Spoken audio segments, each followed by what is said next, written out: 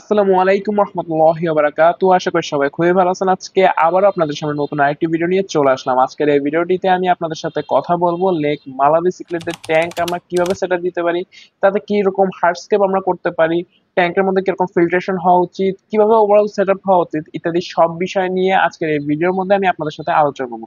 তাই আজকের এই ভিডিওটি টেনে টেনে না দেখে শেষ পর্যন্ত সম্পূর্ণ ভিডিওটি দেখার অনুরোধ রইল। তাহলে যারা কিনা বিগিনার্স রয়েছেন তারা একটু হলেও নতুন কিছু শিখতে পারবেন বলে আমি আশা রাখছি। তো চলেন আর কোনো কথা না বাড়াই সরাসরি আজকের এই ভিডিওটি শুরু করি। তো প্রথমে যখন আমরা চিকলেট ট্যাঙ্ক সেটআপ করতে যাব তখন আমাদের সর্বপ্রথম লাগবে একটা ট্যাঙ্ক।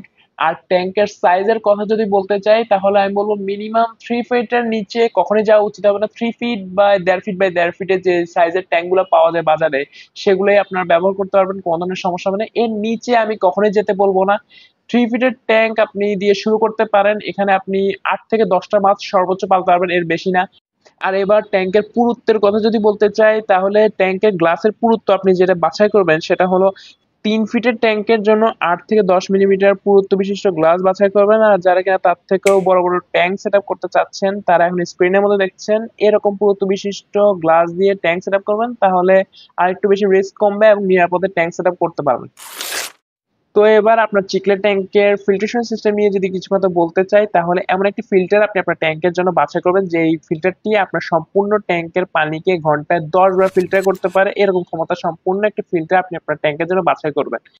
এবার আপনি আপনার ট্যাঙ্কের জন্য চাইলে সাম ফিল্টার ব্যবহার করতে পারেন, ক্যানিস্টার ফিল্টার ব্যবহার করতে পারেন বা টপ ফিল্টার ব্যবহার করতে পারেন, যেটা কিনা আপনার ট্যাঙ্কের জন্য উপযুক্ত। আপনার ট্যাঙ্কের জন্য উপযুক্ত ফিল্টার বাছাই করার পর তাতে দেওয়ার চেষ্টা করবেন এনাফ পরিমাণ বায়োলজিক্যাল মিডিয়া, তার সাথে দেওয়ার চেষ্টা করবেন কোনো ধরনের স্পঞ্জ বা এই জাতীয় কিছু, যেটা কিনা আপনার মেকানিক্যাল ফিল্ট্রেশনকেও বজায় রাখবে। যখন আপনার বায়োলজিক্যাল ফিল্ট্রেশন এবং মেকানিক্যাল ফিল্ট্রেশন দুইটাই খুব ভালো মতো হবে তখন আপনার ট্যাঙ্কের ওভারঅল ফিল্ট্রেশনটা খুব ভালোভাবে হবে। আর ওভারঅল ফিল্ট্রেশন যদি ভালো হয় আপনার ট্যাঙ্কের পানির কোয়ালিটি অনেক ভালো হবে, যেটা কিনা মাছদের জন্য অনেক গুরুত্বপূর্ণ। এবার ট্যাঙ্কের হার্ডস্কেপিং নিয়ে যদি কিছু কথা বলতে চাই তাহলে ট্যাঙ্কের বটমে সবসময় দেওয়ার চেষ্টা করবেন স্যান্ড, কিন্তু কোনো ধরনের রিভার স্যান্ড দিবেন না। এখানে দেওয়ার চেষ্টা করবেন আপনি কোরাল স্যান্ড দিতে পারেন, বিভিন্ন ধরনের স্পেশালাইজড স্যান্ড পাওয়া যায় সেগুলো দিতে পারেন। আপনি চাইলে মেরিন স্যান্ড দিতে পারেন, এরকম বিভিন্ন ধরনের অপশন আপনার হাতে আছে। এগুলো সব ধরনের স্যান্ডই আপনি ট্রাই করে দেখতে পারেন, কিন্তু রিভার স্যান্ড না ব্যবহার করতে আমি বলবো।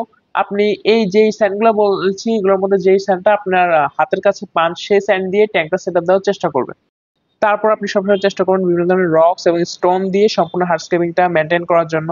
রিভার স্টোন দিয়েন না, আপনি অন্যান্য বিভিন্ন ধরনের রক্স রয়েছে সেগুলো ব্যবহার করতে পারেন। ড্রাগন রক্স রয়েছে, সাইরা রক্স রয়েছে, তারপর কোরালস ব্যবহার করতে পারেন। এগুলো সব ধরনের আপনার অপশন রয়েছে, আপনি এগুলো ট্রাই করতে পারেন, যেটা কিনা আপনার ট্যাঙ্ককে অনেক সুন্দর করবে এবং আপনার মাছদেরকে একটা সেফ প্লেস দিবে। কারণ যেহেতু প্রচুর হাইডিং প্লেস রয়েছে তাই মাছদের স্ট্রেসে আসার কোনো সুযোগ নেই, মাছরা নিজস্ব নিজস্ব টেরিটরি বানাবে। আর এর জন্য ট্যাঙ্কের অ্যাগ্রেশনও অনেকটা কন্ট্রোলে থাকবে। তো এবার আমরা ট্যাঙ্কের ব্যাকগ্রাউন্ডটা কিরকম হওয়া উচিত এবং লাইট আর এর সাথে আদার্স যে ইকুইপমেন্ট দরকার ট্যাঙ্কের জন্য তার সম্পর্কে জানার চেষ্টা করব।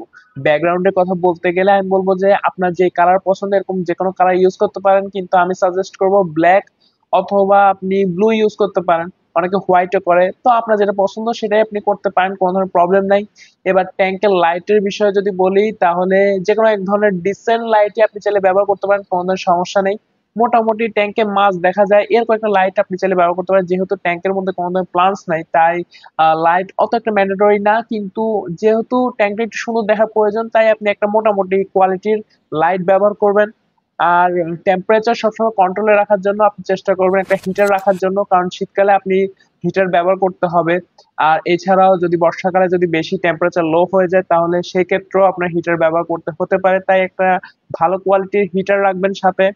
তারপরে এবার ওয়েভ মেকার নিয়ে যদি কিছু কথা বলতে চাই যে আপনার ট্যাঙ্কে কি ওয়েভ মেকার প্রয়োজন কিনা, তাহলে এটা সম্পূর্ণ নির্ভর করে আপনার ট্যাঙ্কের সাইজের উপর। আপনার ট্যাঙ্ক যদি অনেক বড় হয়ে থাকে তাহলে ওয়েভ মেকার প্রয়োজন, আপনার ট্যাঙ্ক যদি অনেক ছোট হয়ে থাকে তাহলে ওয়েভ মেকার দেওয়ার কোনো প্রয়োজন নেই। আর এয়ার পাম্পের ক্ষেত্রে বলতে গেলে এটা সম্পূর্ণ নির্ভর করবে আপনার উপর, আপনি চাইলে দিতেও পারেন না দিলেও কোনো ধরনের সমস্যা নেই, যেহেতু আমরা রাখার চেষ্টা করছি আমাদের ট্যাঙ্কের ফিল্ট্রেশন সিস্টেমটা একটু হাই, তাই এয়ার পাম্প যদি আপনি না দেন তাহলেও কোনো ধরনের সমস্যা নাই। তারপর আমাদের ট্যাঙ্কের উপরে কি হুড দেওয়ার প্রয়োজন রয়েছে কিনা এই বিষয়ে যদি আমরা জানতে চাই তাহলে হ্যাঁ, আমরা ট্যাঙ্কের উপরে হুড দিতে পারি, এটা ভালো হবে। কারণ যেহেতু চিকলেট অনেক সময় বিভিন্ন ধরনের স্ট্রেসে থাকলে বা একটু যে ট্যাঙ্কের মধ্যে অ্যাগ্রেশন বিল্ড আপ করে তখন এক মাছ আরেক মাছের পেছনে ধাওয়া করে, তো এই সেক্ষেত্রে মাছরা হয়তো লাফ দিতে পারে। তো এই লাফ দিয়ে যাতে নিচে যাতে না পড়ে যায় এটা এড়ানোর জন্য আমরা ট্যাঙ্কের মধ্যে একটা হুড ব্যবহার করতে পারি, এটা একটা ভালো প্র্যাকটিস। আপনারা চাইলে ট্যাঙ্কের উপরে একটা হুড দিতে পারেন। তো এবার চিকলেটদের পানির কোয়ালিটি সম্পর্কে যদি আমরা জানতে চাই যে কিরকম পানি আমরা চিকলেটদের জন্য ব্যবহার করব, তাহলে আমি বলবো আপনি চাইলে ট্যাপ ওয়াটার ব্যবহার করতে পারেন, কোনো ধরনের সমস্যা নেই। আপনি চাইলে ফিল্টারের পানিও ব্যবহার করতে পারেন, তাও কোনো ধরনের সমস্যা নেই। আপনি যদি ট্যাপ ওয়াটার ব্যবহার করেন তাহলে অবশ্যই অ্যান্টিক্লোরিন ব্যবহার করে নিবেন। আর আপনি যদি চান অ্যান্টিক্লোরিন না ব্যবহার করতে, তাহলে আপনি একটু পুরানো পানিও ব্যবহার করতে পারেন, তাও কোনো ধরনের সমস্যা নেই। আপনি সবসময় চেষ্টা করবেন চিকলেটদের ট্যাঙ্কের পিএইচ এবং হার্ডনেস যাতে একটু বেশি থাকে সেদিকে লক্ষ্য রাখার জন্য। চিকলেটদের ট্যাঙ্কের আইডিয়াল পিএইচ রেঞ্জ হলো 7 to 9, জিএইচ রেঞ্জ হলো 10 to 20 ডিজিএইচ, আর কেএইচ রেঞ্জ হলো 6 to 12 ডিকেএইচ। এই রেঞ্জের আশপাশে যদি আপনি পিএ, জিএইচ, কেএইচ রাখতে পারেন, তাহলে আপনার চিকলেটদের পানির কোয়ালিটি থাকবে টপ নচ, আর সেখানে চিকলেটটাও খুবই ভালো থাকবে। তো এবার প্রশ্ন আসতে পারে যে আমরা আমাদের চিকলেট ট্যাঙ্কের পিএইচ এবং হার্ডনেস কিভাবে কন্ট্রোল করব। তো আমরা কয়েকটা উপায়ের মাধ্যমে এটা কন্ট্রোলে রাখতে পারি। প্রথম উপায় হলো আমরা stone, rocks, coral stone, coral sand or marine sand দিয়ে চাইলে পিএইচ এবং হার্ডনেসটা একটু কন্ট্রোলে রাখতে পারি। এছাড়া আমরা বিভিন্ন ধরনের পিএইচ বাফারের জন্য প্রোডাক্ট রয়েছে বাজারে, সেগুলো আমরা চাইলে ব্যবহার করতে পারি। কিন্তু প্রোডাক্ট ব্যবহার করার ক্ষেত্রে আমাদের কিছু জিনিস মাথায় রাখতে হবে, যে আমরা সবসময় চেষ্টা করব হাই কোয়ালিটিটা ব্যবহার করার জন্য, কারণ যদি লো কোয়ালিটি কিছু ব্যবহার করি তাহলে রেজাল্টও আমাদের মন মতো আসবে না, এবং আমরা ওভারঅল পিএইচ এবং হার্ডনেসটাও কন্ট্রোলে রাখতে পারবো না। আর আমাদের কাছে কিছু ঘরোয়া অপশন রয়েছে যেগুলোর মাধ্যমে আমরা আমাদের পিএইচ এবং হার্ডনেসকে কন্ট্রোলে রাখতে পারি। সেটা হলো বেকিং সোডা, এপসম সল্ট এবং সোডিয়াম ক্লোরাইড অর্থাৎ খাবার লবণ ব্যবহার করার মাধ্যমে। যেগুলো কি রেঞ্জে আপনি ব্যবহার করবেন সেটা এখন আপনি স্ক্রিনের মধ্যে দেখতে পাচ্ছেন। এগুলো ব্যবহার করার মাধ্যমে আপনি পিএইচ এবং হার্ডনেসটাকে কন্ট্রোলে রাখতে পারবেন অনেকাংশে। আর কিছু জিনিস চিকলেট ট্যাঙ্ক সেটআপের ক্ষেত্রে আমরা মাথায় রাখবো, যেরকম আমরা নর্মাল ট্যাঙ্কের মধ্যে বাদাম পাতা বা বিভিন্ন ধরনের বগউড ব্যবহার করে থাকি, সেরকম আমরা চিকলেট ট্যাঙ্ক সেটআপের ক্ষেত্রে আমরা করব না। আমরা স্টোন, রক, স্যান্ড এগুলো দিয়ে নর্মাল একটা হার্ডস্কেপ করে চিকলেট ট্যাঙ্ক সেটআপ দিয়ে দেওয়ার চেষ্টা করব। তো মূলত এতক্ষণ পর্যন্ত এই সম্পূর্ণ ভিডিওতে আমি যা যা বলেছি, এই সম্পূর্ণ এ টু জেড ফলো করার মাধ্যমে খুবই সিম্পল উপায়ে আপনি আপনার বাসার মধ্যে আপনার পছন্দের চিকলেট ট্যাঙ্ক সেটআপ দিয়ে দিতে পারেন কোনো ধরনের সমস্যা ছাড়া। ট্যাঙ্ক সেটআপ দেওয়ার পর আপনার সর্বপ্রথম কাজ হবে নাইট্রোজেন সাইকেল এস্টাবলিশ করা। আপনি সাথে সাথে কখনোই মাছ ছাড়বেন না। নাইট্রোজেন সাইকেল ফুললি এস্টাবলিশ হওয়ার পর তারপরে গিয়ে মাছ ছাড়বেন।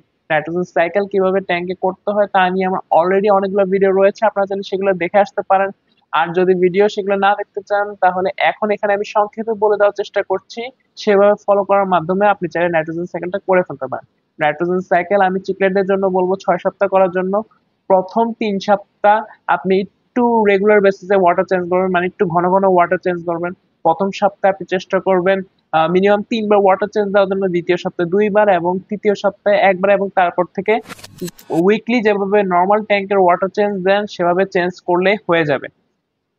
আর এই সম্পূর্ণ নাইট্রোজেন সাইকেল চলাকালীন সময়ে আপনার ঘোষ ফিডিং প্রতিনিয়ত করতে হবে, যাতে কিনা ট্যাঙ্কের পানিতে অ্যামোনিয়া বিল্ড আপ হয়, আর সেই অ্যামোনিয়াকে ভাঙার জন্য বেনিফিশিয়াল ব্যাকটেরিয়া আমাদের ট্যাঙ্কে প্রাকৃতিক উপায়ে যাতে জন্মায়, এর জন্য আমরা প্রতিনিয়ত ঘোষ ফিডিং করবো। অর্থাৎ মাছ থাকবে না, কিন্তু আপনি প্রতিনিয়ত খাবার দিবেন এবং সেই খাবারগুলো পচবে, তার জন্য ট্যাঙ্কের পানিতে অ্যামোনিয়া সৃষ্টি হবে। এখন প্রশ্ন আসতে পারে যে কি পরিমাণ খাবার দিবেন। আপনি যতগুলো মাছ ট্যাঙ্কে ছাড়ার ইচ্ছা রয়েছে সেই অনুযায়ী আন্দাজি করে আপনি প্রতিনিয়ত ফিডিং করাতে থাকেন, অর্থাৎ ঘোস্ট ফিডিং করাতে থাকেন।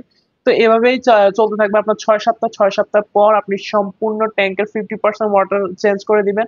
চেঞ্জ করে দেওয়ার পর নতুন করে 50% ওয়াটার দিবেন। সেই অনুযায়ী আপনি যদি সল্ট বা বেকিং সোডা যদি দিয়ে থাকেন আগের বার, তাহলে সেই অনুযায়ী দিবেন, অতিরিক্ত দিবেন না। তারপর আপনার সবচেয়ে বেস্ট হয় আপনি যদি ওয়াটার টেস্ট কিট থাকে সেই অনুযায়ী টেস্ট করে দেখে নিতে পারেন যে আপনার PA, GH, KH, oral hardness এবং সবকিছু কি আপনার ঠিক আছে কিনা। সেভাবে পরিমাপ করে 2 দিন ওয়েট করবেন। 2 দিন ওয়েট করার পর তারপর ট্যাঙ্কে আপনি মাছ ছাড়তে পারেন, কোনো ধরনের সমস্যা নেই। এখন প্রশ্ন আসতে পারে যে 4 সপ্তাহে কি হয়ে যায় না? হ্যাঁ, অনেক সময় 4 সপ্তাহেও নাইট্রোজেন সাইকেল সম্পূর্ণ হয়ে যায়, কিন্তু আমরা রিস্ক ফ্রি থাকার জন্য আমরা চেষ্টা করব সম্পূর্ণ 6 সপ্তাহে ট্যাঙ্কটি সাইকেল করে দেন মাছ ছাড়া, তাহলে আমাদের জন্য সম্পূর্ণ রিস্ক মুক্ত হবে এবং আমাদের ট্যাঙ্কের মধ্যে মাছ ছাড়লে আর কোনো ধরনের সমস্যা হবে না। তো আজকের এই ভিডিওটি এই পর্যন্ত ছিল। আশা করি আজকের এই ভিডিওটি আপনাদের সবার কাছে খুবই ভালো লেগেছে। আজকের এই ভিডিওটি যদি আপনাদের কাছে ভালো লেগে থাকে তাহলে অবশ্যই এই ভিডিওটিতে একটি লাইক দিবেন। আজকের এই ভিডিওর মতো আরো সামনে অনেকগুলো ভিডিও আসতে চলেছে, যেগুলো কিনা লেক মালাবি সিকলেটদের উপরে হবে। এই সম্পূর্ণ সিরিজটি আশা করি আপনারা সবাই এনজয় করবেন, এবং এই সম্পূর্ণ সিরিজটির কোনো ভিডিও মিস না করতে চাইলে এখনই আমাদের এই ইউটিউব চ্যানেলে সাবস্ক্রাইব করুন এবং আপনাদের যদি কোনো ধরনের কোয়েশ্চেন থাকে বা কমেন্ট থাকে বা কোনো ধরনের মন্তব্য থাকে আজকের ভিডিও নিয়ে বা অ্যাকুয়ারিয়াম রিলেটেড, তাহলে তা অবশ্যই কমেন্ট করে জানাতে পারেন। আমি অবশ্যই তার উত্তর দেওয়ার চেষ্টা করব। তো সবাই খুবই ভালো থাকবেন। আসসালামু আলাইকুম ওয়া রাহমাতুল্লাহি ওয়া বারাকাতুহু।